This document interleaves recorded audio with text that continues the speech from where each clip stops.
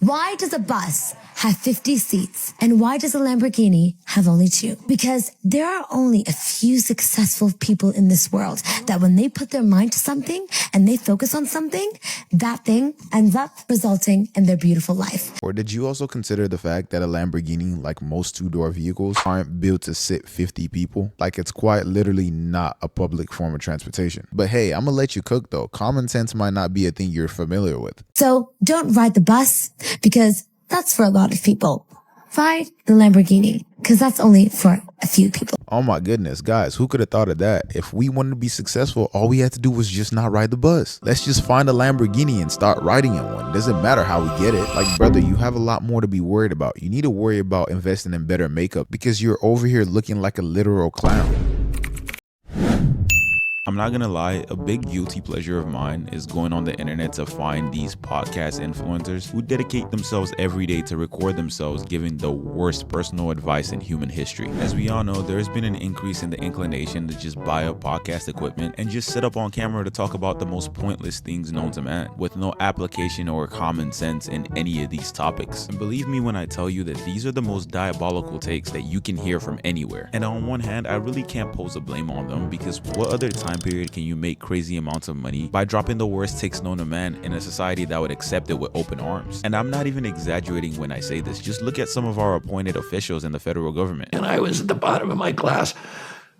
I started doing heroin. I went to the top of my class. Suddenly I could sit still and I could read. Yeah, he just said that. Mind you, that is our current Secretary of Health and Human Services. But not to get off topic, we really live in a society where saying extremely stupid things are just the norm. And to me, there's nothing more hilarious than analyzing the stupidity of some of these podcasters' takes, or these wannabe motivational / lifestyle influencers. I honestly don't know who's worse, because boy, are these takes really stupid. Did you know that laughing at disabled people is actually a sign that you are highly intelligent? According to psychology, if you laugh at people struggling with disabilities, you aren't just a heartless asshole, you are a highly intelligent, heartless asshole. Do you see what I'm saying? Do you see what I'm saying? What molecular structure in your brain caused you to even say any of this? Like, that statement genuinely feels illegal. What kind of message are we even preaching, bro? What was the rationale behind this message? What was your point? What do you mean by that? So we should just all act like scumbags to disabled people? Gee, do I wish there was someone to tell me that all my studying to pass my classes and be educated in school didn't matter. Because according to this behavioral expert, the threshold for proven intelligence is for you to find your nearest disabled person and just proceed to start beating the absolute dog shit out of them.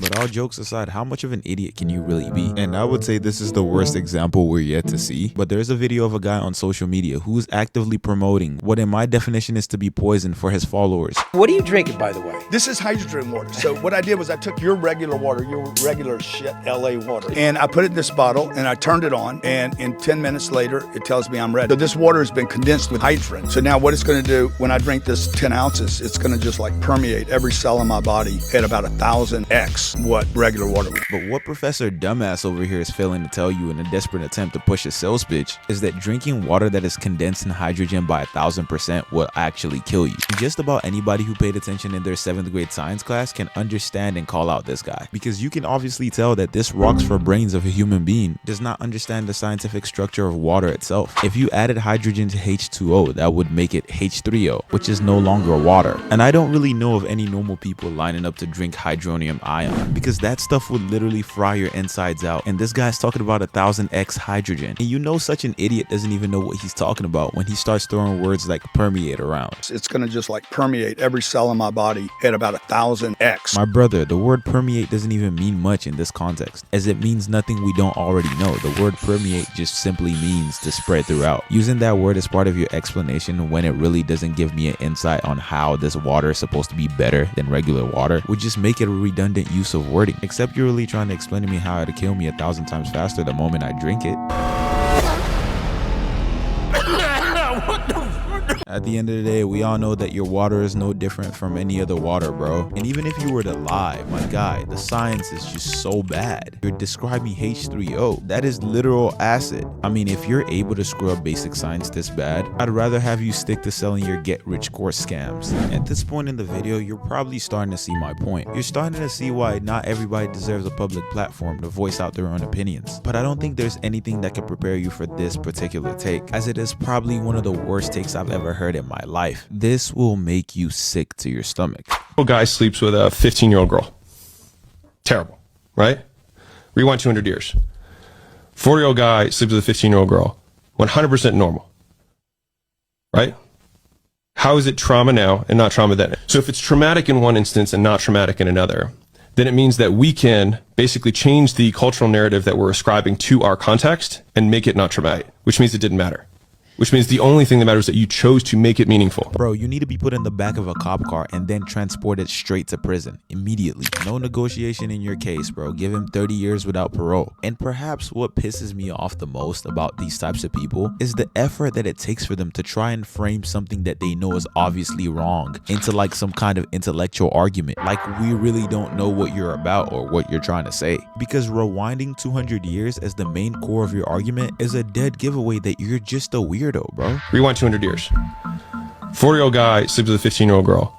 100% normal. Why would one ever have to go back 200 years? Like, bro, if you have to go back to the 1800s to try and prove your point, chances are you're probably wrong. I have never seen anybody in an argument try to go back to the 1800s. Except you're quoting something of historical significance, what part of the 1800s is relevant to any type of argument? This is a clear and obvious reach. This guy seriously needs to be in jail. Do you know how sick you have to be to make the argument that a grown man wanting to touch up on a minor is not an issue of right or wrong, but rather an issue of cultural acceptance over the years? Even when you try to put it that way, it's still a really dumb argument. There are a lot of wrongful doing and practices that were widely accepted by society 200 years ago. Things like child labor, the prevalent limitation of women's rights, and even slavery were very common things in the 1800s. That doesn't make any of them right. And by far the craziest part of this whole thing is that this guy is dead ass serious too.